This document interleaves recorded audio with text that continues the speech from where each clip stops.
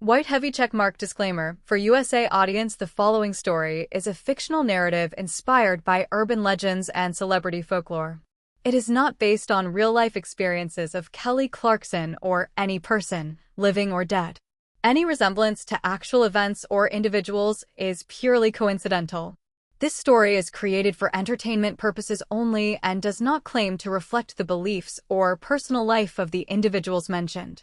Reader discretion is advised, especially for those sensitive to themes involving hauntings, children, and paranormal activity. When Kelly Clarkson first laid eyes on the historic Tennessee mansion nestled between dense woods and winding gravel roads, she felt an almost magnetic pull toward it. After a whirlwind career, countless tours, and the constant buzz of celebrity life, she longed for a private sanctuary, a place where her children could grow up away from the flashing cameras and headlines. The sprawling estate seemed perfect. With its wraparound porch, ivy-covered walls, and towering oaks that whispered secrets to the wind, it had all the charm and elegance of a southern fairy tale. The property came with acres of privacy and an old-world beauty that instantly enchanted her. Despite a few local rumors whispered by the real estate agent about the house being active or known for strange energy, Kelly paid little mind. She had grown up with ghost stories in Texas and didn't scare easily. The deal was too good to pass up. Within weeks, she and her 2 children moved in. The house had been vacant for several years, but after renovations and interior updates, it looked picture perfect. For a time, it felt like the fresh start she'd dreamed of. But that peace was short-lived. At first, the house was just odd. Unpredictable cold spots would appear in warm rooms. Doors that were firmly shut would creak open slowly, almost theatrically. One of her dogs, a golden retriever named Bear, refused to enter the second-floor nursery, instead growling at the door as if something waited inside. Kelly dismissed it all as quirks of an old house. That is, until her daughter River said something that made her blood run cold. "Mama," she said one morning over breakfast, "the little boy upstairs doesn't like when I touch his toys." Kelly blinked, unsure of what to say. "What little boy, honey?" River looked confused, as if her mother had forgotten something obvious. "The boy in the attic. He's always sad." Kelly laughed nervously. Kids had imaginary friends all the time, right? But something about the way River said it, serious, almost weary, stayed with her. That night, as she walked past the attic door, she felt a sudden chill snake down her spine. It was the same place her daughter claimed the boy lived. The door, which she remembered locking earlier, was slightly ajar. As days turned into weeks, small but strange incidents escalated. A porcelain doll Kelly had bought as decoration would change positions overnight. Music boxes wound themselves and played soft lullabies in the early hours of the morning. Once, while reviewing footage from a security camera facing the grand staircase, she saw what looked like a small shadow dart from one side of the hallway to the other, far too quick for a child, but far too small for an adult. She paused the frame and squinted. There, for just a second, was the outline of a little boy in old-fashioned clothing, barefoot, head slightly bowed, standing completely still. She showed it to her assistant, who blanched. "You need to get someone to bless this house." Still, Kelly tried to stay calm. This was her home now. It had to be her imagination. Maybe stress, maybe the house settling, maybe ghosts didn't exist. But deep down, a quiet dread began to grow. The house had a presence, something watching, listening.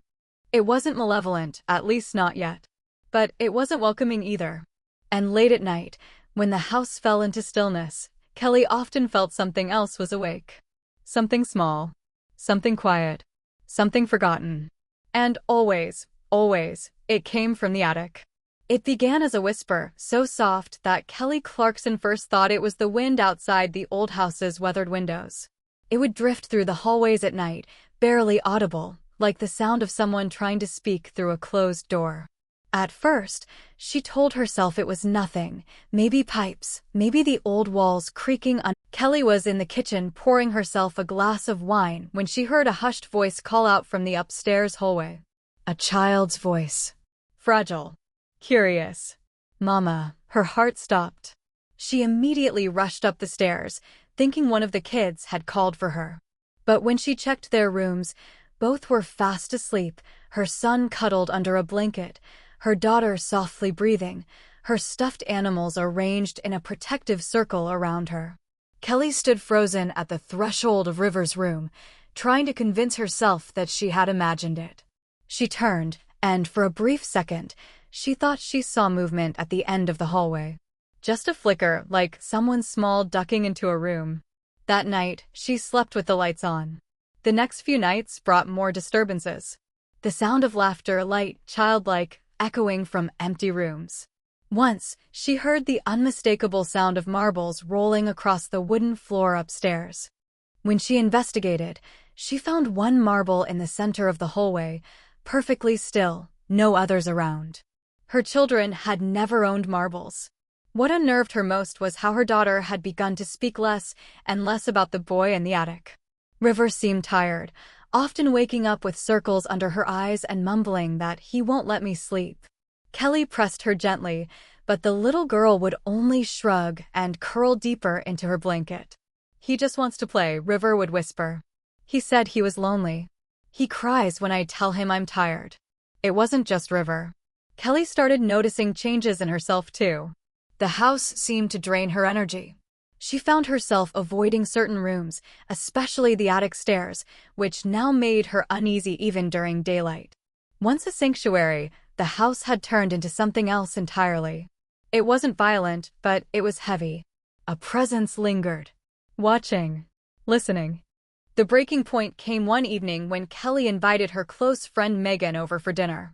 Megan, a grounded and skeptical woman, brushed off the stories Kelly reluctantly shared.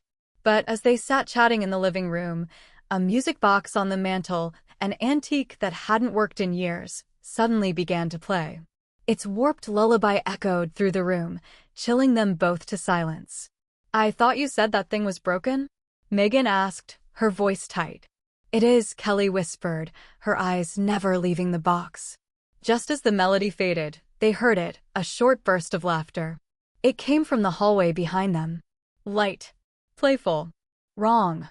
Megan left early that night and never came back to the house again. Kelly began researching the property, determined to find answers. What she discovered next changed everything. Buried in county archives, she found a police record from 1927, a missing child case involving a boy named Samuel Whitaker.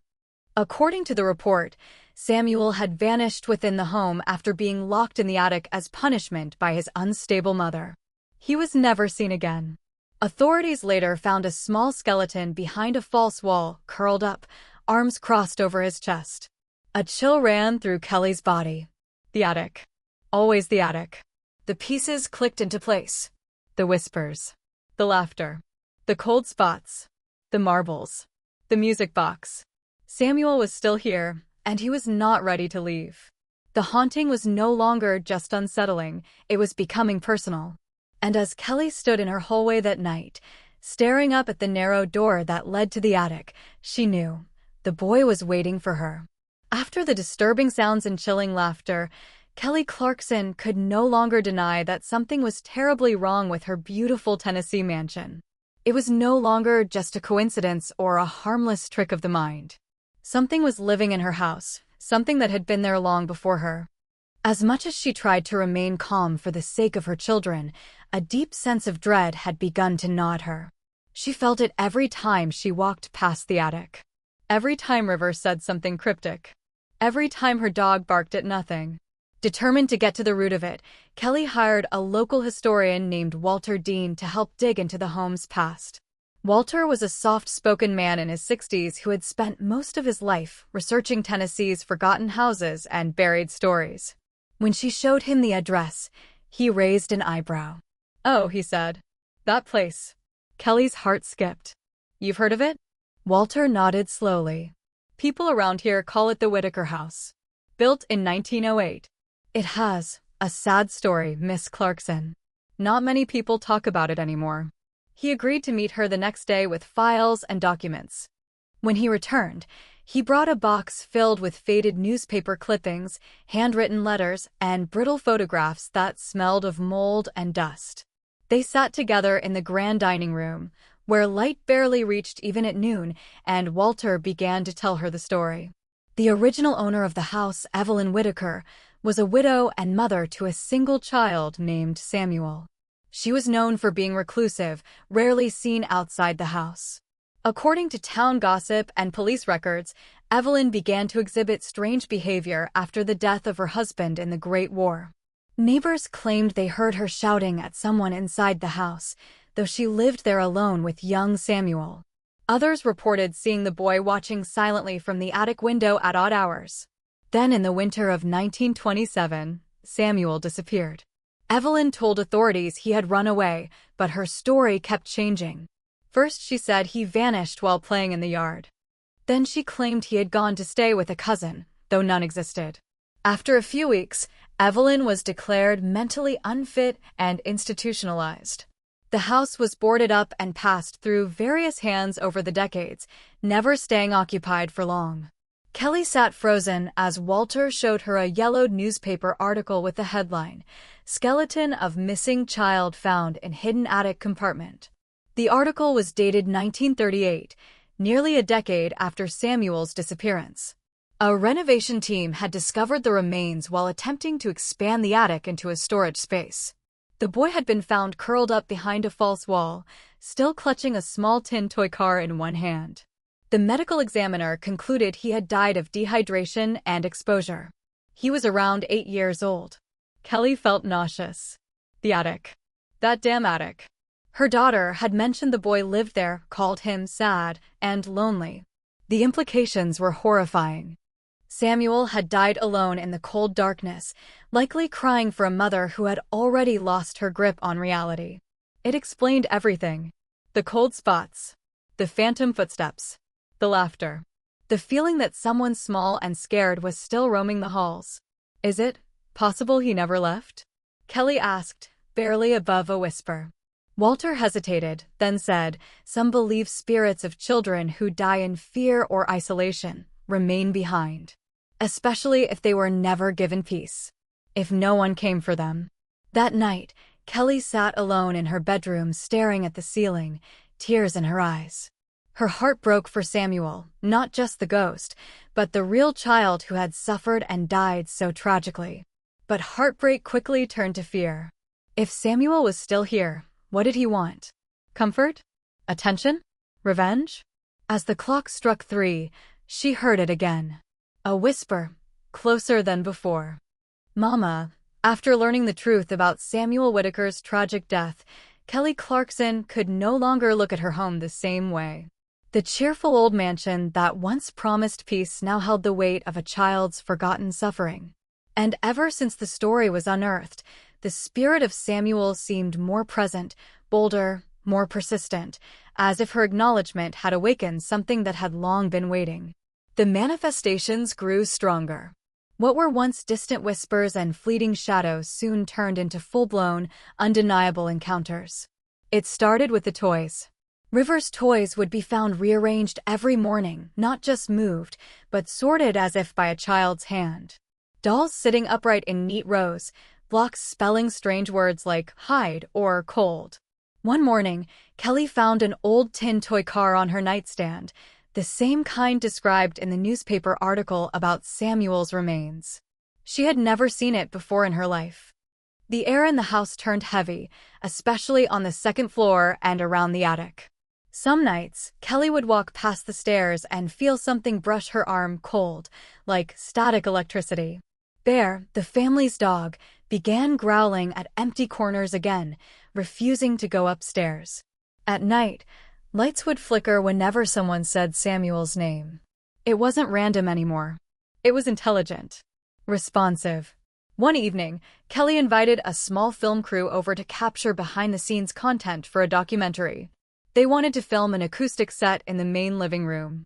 As they set up, one of the camera operators excused himself, pale and shaken. When asked what happened, he muttered, "There was a kid, standing on the stairs, watching me."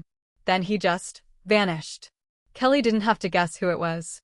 Terrified but desperate for proof, she decided to install voice recorders around the house, especially near the attic. The next morning, she played them back. Most of the recording was empty static until the 3-hour mark. A whisper, soft but clear, cut through the silence. "I'm still here." Kelly froze. The voice was unmistakably that of a young boy.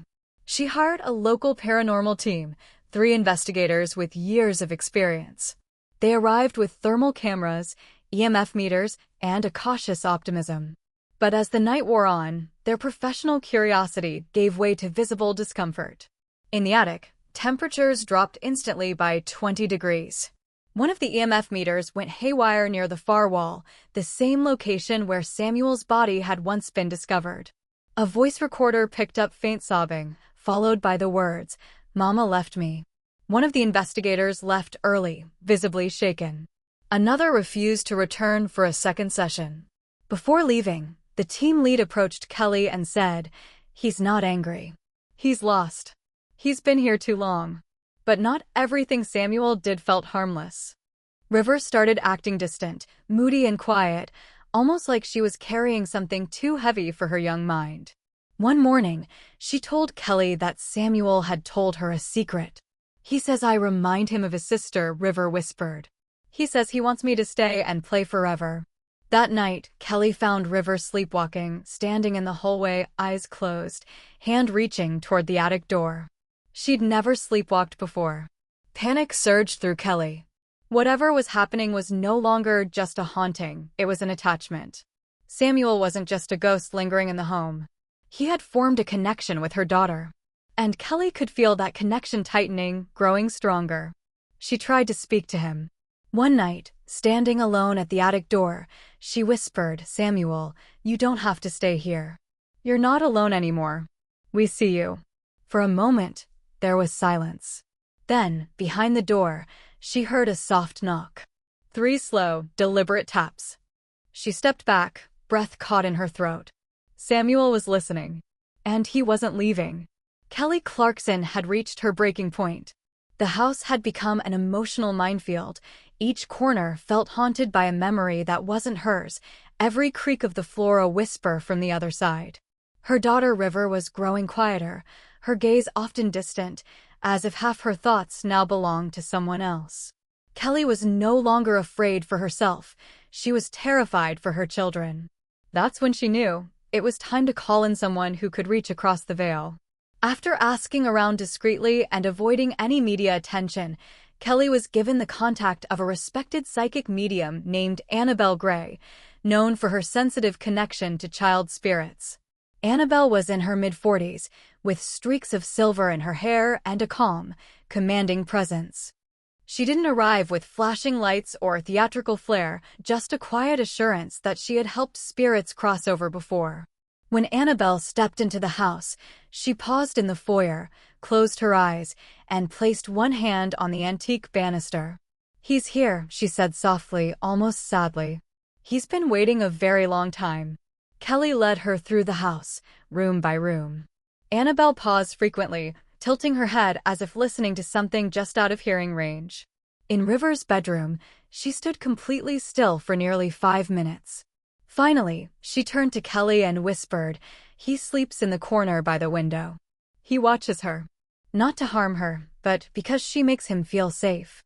Kelly's throat tightened. "What does he want?" Annabelle sighed. "He doesn't know. He's stuck between sorrow and innocence. He's confused. When spirits die young and in pain, they sometimes don't understand that they've passed. They cling to what they remember: home, love, family. He saw his mother leave him, and now he's latched on to your daughter. He thinks she's the sister he never had. They moved to the attic last." As Annabelle ascended the creaky steps, her demeanor changed, her back stiffened, her face paled. She began to tremble slightly, not from fear, but from deep empathy. She placed a hand on the far wall, near where Samuel's remains had once been found. "There was panic here," she whispered. "Cold, darkness. He called for her, his mother, but she never came. He didn't die with hatred. He died waiting." The atmosphere shifted as Annabelle prepared for the reading. She lit a single white candle, placing it in the center of the attic floor. Then she began to speak, not to Kelly, but to Samuel. Samuel Whitaker, we know your name. We know your pain. You are not alone anymore. A cold breeze stirred the flame. Kelly felt the temperature drop again, as if something had entered the room. The shadows in the corners grew darker, and for a brief second, the sound of faint breathing filled the silence. Then a child's voice, clear as a bell, whispered through the air, "I'm scared." Kelly gasped and covered her mouth. The voice hadn't come from a speaker. It hadn't come from her imagination. It had come from the empty space beside them. Annabelle's eyes filled with tears. "I know, sweetheart. I know. But you don't have to be scared anymore." The psychic began chanting softly, guiding the spirit toward understanding, toward the light. She spoke of peace, of warmth, of reuniting with loved ones. The candle flickered violently, then steadied. A light knock echoed behind the wall, 3 taps, just like before. Then silence. And then, as if exhaled by the house itself, a long sigh. The attic grew warmer. The heaviness in the air lifted slightly. The candle's flame grew tall and still. "He's listening," Annabelle said quietly. "But he's not ready to go just yet." Later, as they sat in the kitchen, Kelly asked what more could be done. "He needs permission," Annabelle explained. "He needs someone to tell him it's okay to move on. He thinks he'll be abandoned again. But if she tells him it's all right, he might let go." That night, Kelly sat on her daughter's bed as River slept. Gently, she whispered, "If you see Samuel again, tell him it's okay to go. He doesn't have to be sad anymore. He can rest now." River stirred, half awake, and mumbled, he said, "He'll try." And for the first time in weeks, the house stayed quiet until morning. Despite the calming energy after the psychic's visit, Kelly Clarkson knew deep down that the haunting wasn't over, it had simply shifted. The air in the house was no longer aggressively cold or hostile, but there was still something, lingering, watching, waiting. And slowly, quietly, it began to focus entirely on River. At first, the change in her daughter was subtle. River became more withdrawn, often staring out her bedroom window for long periods, whispering to someone unseen. Kelly chalked it up to the stress of recent events, but the behavior worsened. River began waking up at odd hours, 2:17 a.m., always the same. When Kelly asked her about it, River would simply say, "Samuel needed me to wake up. He was crying." Kelly's heart broke hearing those words. She didn't doubt her daughter. Samuel had made a connection with her, a spiritual attachment that now appeared to be deepening. River wasn't just seeing Samuel, she was feeling what he felt. She became melancholic, even depressed at times, asking questions no child her age should be pondering. "Mama," she asked one day, her voice quiet, "what happens if someone dies and no one finds them? Do they just wait forever?" Kelly couldn't bring herself to answer. Things escalated from emotional to physical. River began drawing pictures, dozens of them, all of a little boy with dark eyes standing alone in a gray room. Every page bore the same haunting image, the attic window with the boy looking out. In one drawing, the boy had tears streaking down his face and was reaching toward a figure that looked unmistakably like River.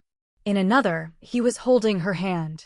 The worst moment came when Kelly was folding laundry upstairs and heard singing. Not from the radio. Not from her phone. From River's room. A low, haunting lullaby. She rushed in to find her daughter sitting on the floor, eyes closed, humming a song she had never been taught. When Kelly asked her where she'd learned it, River replied softly, "Samuel sings it to me when I'm scared. He said his mommy used to sing it too." That was the moment Kelly realized the attachment had crossed a dangerous line. Samuel was no longer just a ghost. He was emotionally merging with her daughter, finding comfort, identity, and safety in her presence. He was trying to replace what he had lost, a sister, a family, and he wasn't going to let go easily. Desperate, Kelly contacted Annabelle again. When the psychic returned, she was visibly disturbed by River's condition. "He's latched onto her," Kelly, Annabelle said gravely. "He sees her as his sister. He doesn't want to harm her, but he doesn't understand boundaries. This connection is keeping him here, and it's draining her." Kelly was torn between empathy for the boy's lost soul and her fierce need to protect her child. She asked the question she had been dreading, "What if we leave the house?" Annabelle shook her head. "It's not the house anymore. He's attached to her. If you leave now, he'll follow." The realization hit Kelly like a ton of bricks. The spirit wasn't haunting a location anymore. He was haunting a person. That night, Kelly kept River in her room, determined not to let her sleep alone. But even then, just past 2 a.m., she woke to find River gone. Panic surged through her. She ran from room to room, calling her daughter's name, until she heard the creaking of the attic stairs. She bolted toward them and froze. There, at the top of the staircase, stood River, barefoot, her small hand resting on the attic door. The door was already cracked open, a dim light spilling from inside. Kelly grabbed her, pulling her away as River cried out, "No. He just wanted to show me something. He promised he'd be good." She held her daughter tightly, heart pounding in terror. She knew now that Samuel wasn't going to let go on his own. He had lived decades in loneliness and darkness, and now, in River, he saw a light he couldn't bear to lose. But Kelly had made up her mind. She was going to set him free no matter what it took. Kelly Clarkson had spent weeks trapped in a delicate balance between compassion and fear. She pitted the ghost of Samuel Whitaker, a lonely child who had died forgotten, locked in an attic. But now that sadness had grown into something possessive. Samuel had attached himself to River, and Kelly could feel her daughter slipping deeper into a connection that didn't belong in this world. She could no longer sit by and wait. It was time to bring this haunting to an end. With Annabelle Gray's guidance, Kelly began preparing for what the psychic called a release ritual, a seance designed not to banish, but to gently help Samuel cross over. It had to be done with care, honesty, and emotional truth. Spirits like Samuel, Annabelle explained, didn't respond to force. They responded to love, to being seen, to being told it was okay to leave the pain behind. The seance was planned for the attic, the place where Samuel had died, and where his spirit lingered most. They waited until just after 2 a.m., Samuel's usual time of activity. The lights were off, save for a ring of white candles placed around a faded toy car, a small wool blanket, and one of River's drawings of the attic window.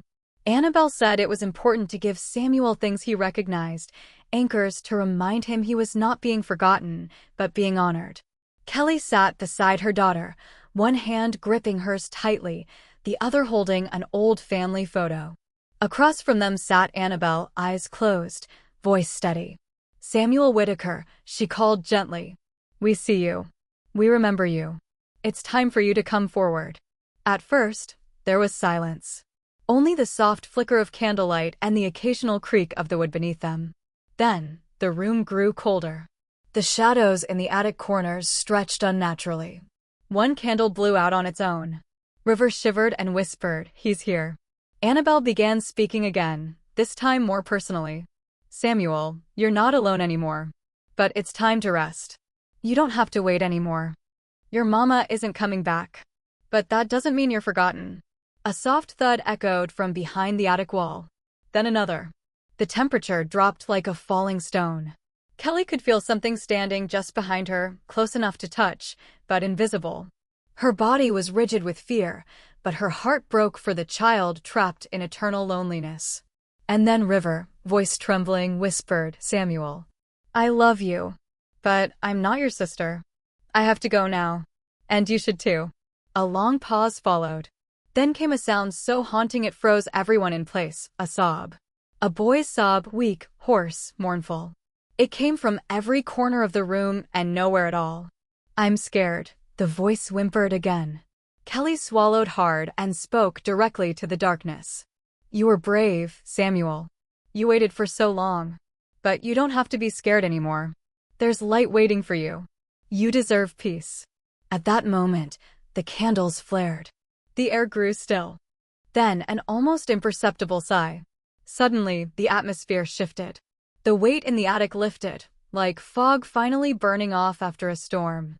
One by one, the candles flickered out, not abruptly, but slowly, peacefully, as if someone had gently blown them out with care. The shadows receded. The attic, once freezing, began to warm with an unfamiliar calm. Annabelle opened her eyes and nodded slowly. "He's gone," she whispered. "He heard you." And he let go. Kelly clutched River tightly, tears falling down her cheeks. River, half asleep in her lap, smiled for the first time in weeks and whispered, "He said thank you." They left the attic that night changed. The house no longer moaned and creaked with unseen sorrow. The air was lighter, and even Bear, the dog who had avoided the upstairs entirely, began to roam freely again. Samuel Whitaker was finally at rest. And Kelly Clarkson had done what no one else had done in nearly a century. She helped a forgotten soul find his way home. In the days following the séance, a profound sense of stillness settled over the house. The oppressive weight that had haunted its halls for generations seemed to lift, as if the walls themselves had exhaled after holding their breath for nearly a century. Kelly Clarkson, once gripped by fear for her daughter and confusion about the inexplicable, could finally walk through her home without dread pooling in her stomach. River slept soundly for the first time in weeks, her sleep no longer disturbed by soft cries or unseen companions. Even the dog, Bear, returned to his old, playful self, curling up in River's room again without hesitation. Though grateful for the peace, Kelly couldn't shake the lingering ache in her chest, not fear, but something closer to grief. She had grown to care deeply for Samuel, not just as a spirit, but as a child who had suffered alone. He had reached across time for connection, and in a way, he had found it through her family. Now that he was gone, the house felt oddly empty. Quiet, yes, but also tinged with sorrow. A few weeks later, as the family resumed their normal routines, Kelly found herself sitting at the piano again. Music had always been her refuge, a way to process emotions too heavy for words. One night, when the moon hung low and silver in the sky, she sat down and began to play tentative notes at first, then more confidently, as if something was guiding her fingers. She began to sing, not from a written lyric sheet, but from memory, phrases that had echoed through her mind ever since the haunting began. The song that emerged was gentle, haunting, and heartbreakingly innocent. It told the story of a boy in the attic, of a lullaby hummed in the dark, of a little hand pressed against cold wood waiting for love that never came. She titled the piece "The Boy in the Attic." At first, she shared it only with close friends. But word spread quickly. When the track was eventually released to the public, it resonated with millions. Listeners described the song as soul-stirring and strangely familiar, as if it awakened something long buried in their own memories. It shot up the charts and became one of her most talked-about songs in years, yet she never publicly revealed the story behind it. Despite the calm that returned to the house, there were occasional reminders. Subtle ones.